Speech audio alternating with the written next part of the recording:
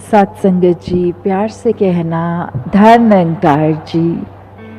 आज यहाँ सत्संग पे जहाँ हम सब आए हैं और परमात्मा से अरदास है कि ये जो हमारा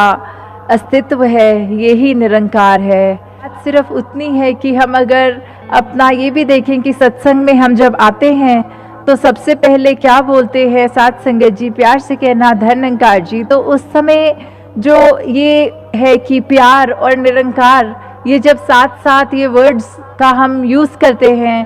तो ये सिर्फ एक कोई प्रथा नहीं है, ये सिर्फ कोई एक फॉर्मेलिटी नहीं है, कोई रिचुअल की तरह नहीं हम बोल रहे कि अपनी स्पीच बोलने से पहले ये बोलना है, पर वो हम इसीलिए बोल रहे हैं कि ये निरंकार का आधार हमारी अगर हर शब्द में आ जाए, हर कर्म में आ जाए, हर सोच विचार में आ जाए तो निश्चित ही हमारा जीवन जहाँ सुधरेगा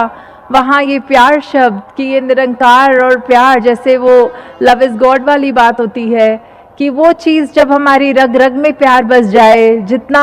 हमारे अंदर ये निरंकार बसा है उतना ही ये प्यार भी जब बस जाएगा तो निश्चित ही हम खुद जहाँ ये एक खूबसूरती अपने रग रग में महसूस करेंगे और हमारी नज़रें भी फिर हर चीज़ में वो खूबसूरती देखेंगी। जैसे आप संतों की दृष्टि इतनी महान होती है, हम अपनी मैं मिटा के अपनी ईगो को साइड रख के वो अपने आप को समर्पित भाव में ये सेवा करते चले जाएं, फिर चाहे वो सेवा हमारी कहीं भी हो, किसी भी रूप में हो,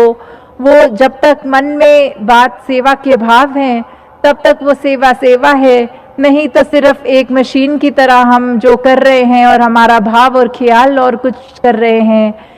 तो हम जितना निरंकार को याद रखेंगे, अपने पल पल में डालेंगे, तब तक हम एक ये गुरसिक्खी का मार्ग उस पर रह सकते हैं। नहीं तो ये जो हमारा जीवन जो अभी तक जैसे सहज चल रहा होता है और एक विपरीत ख्याल आना वो हमको ये गुरमुख से मनमुख उस तरह बना देता है और कैसे फिर वो जो दुनियावी उतार चढ़ाव होते हैं हमारे ऊपर वो उनका इम्पैक्ट आना शुरू कर देता है। और जैसे ही हम ये निरंकार को वापस याद रखते हैं, ये स्थिर के साथ खुद भी अपने आप को स्थिर कर लेते हैं, तो उसी समय फिर ये एहसास हो जाता है कि अब ये जो उतराइयाँ चढ़ाइयाँ ज़िंदगी विच आंदियाँ ने, तो वही बात कि आना तो सभी ने है, पर जब ये निरंकार प्रभु परमात्मा का हाथ हो सर पे तो फिर वो आके चली जाती हैं, वो असर नहीं करती। तो उसी बात पर कि हम जो एक वैल्यूज़ की बात करते हैं मिशन से जो जुड़ी हुई हैं कि हमें ब्रह्म ज्ञान मिला, हमने अपने वो रोशनी का रूबरू अपने आप को किया, वो एक जो हमारे अंदर ऊर्जा हो गई, जो हमारे ज़िंदगी को पल पल रखने वाली एक दात हमें मिल गई, जब वो हो गया, एक ब्रह्म ज्ञान मिल गया, हमने अपने आप को एक बेहतर इंसान बनाना शुरू किया, हर पल में परमात्मा को डालकर हर पल एक जहाँ अपनी बेहतरी करने की तो सोची, वहीं फिर एक हम कुछ चंद लोगों, अपने परिवार, अपने जानकार वालों के साथ ही नहीं जुड़े, पर फिर ये वासुदेव कुटुंबकम की भावना जो होती है कि ये एक सारी दुनिया अपनी है, फिर कोई रंग नस्ल भेद कुछ भी नहीं, सब अपने सब अपने। और कैसे फिर वो एक बगीचे के समान कि जितने रंग फूलों के जितनी अलग अलग उनकी फ्रेग्रेंस, उनकी खुशबू, तो सब जहाँ ये हम एक वो यूनिटी एंड डाइवर्सिटी की जहाँ बात होती है, वर्ल्ड विदाउट वॉल्स की बात होती है,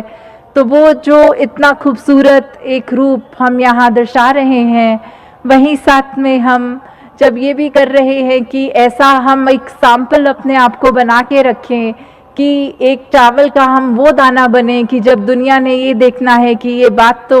बड़ी करते हैं मिशन में, तो क्या इनका जीवन भी वैसा है कि नहीं, वहाँ पे अपने एक व्यवहार में जब वो चीज़ डाल लेंगे तो फिर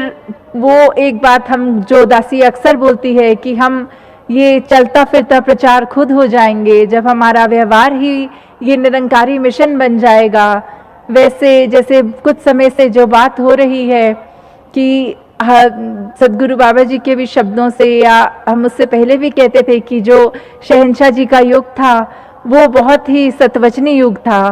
तो कैसे हम, अगर वो कहते हैं कि वो युग वापस चाहिए,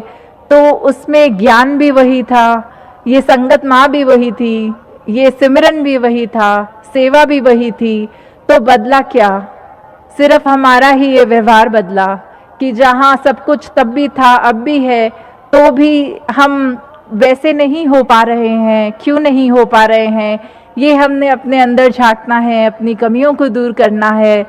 कि कैसे हम अपने मन से सिर्फ सत्संग आके भी उन्हीं का ही सत्कार करना चाहते हैं जिनको हम जानते हैं या करीबी समझते हैं, और जिनको नहीं पहचानते उनको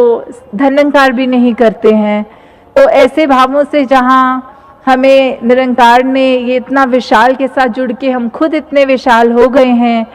तो फिर वो बात, ये छोटी छोटी तंग दिलियाँ अब बहुत हो गया, उसको और हम अपने साथ कैरी फॉरवर्ड करके उसका एक वज़न लेकर अपनी ज़िंदगी में ना चलें कि बस अब ये समागम आ रहा है तो निरंकार प्रभु परमात्मा से खुशियाँ मांगते हुए ऐसे चलें कि बस ये जो भी हमें शिक्षा मिले यहाँ, वो हम ताउम्र उनको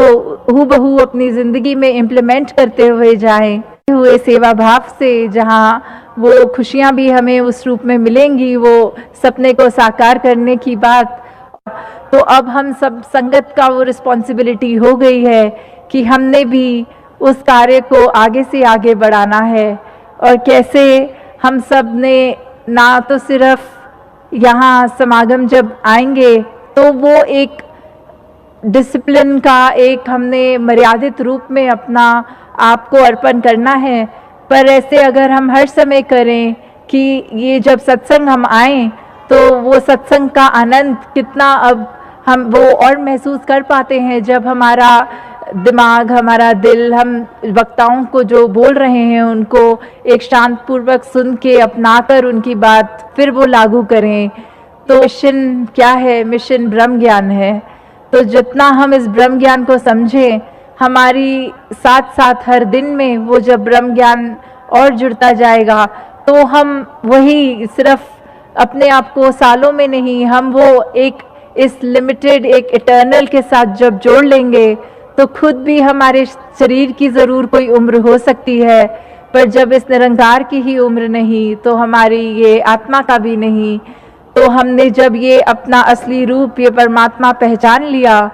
तो फिर हमें बस वही बात कि हम खुद ही ब्रह्म ज्ञानी, आप निरंकार वाली जो बात होती है, तो दासी और शब्दों का प्रयोग नहीं करेगी,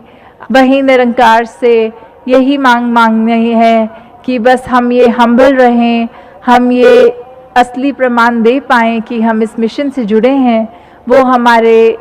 बिहेवियर में बात आ जाए। साथ संगत जी, धन्यकार जी।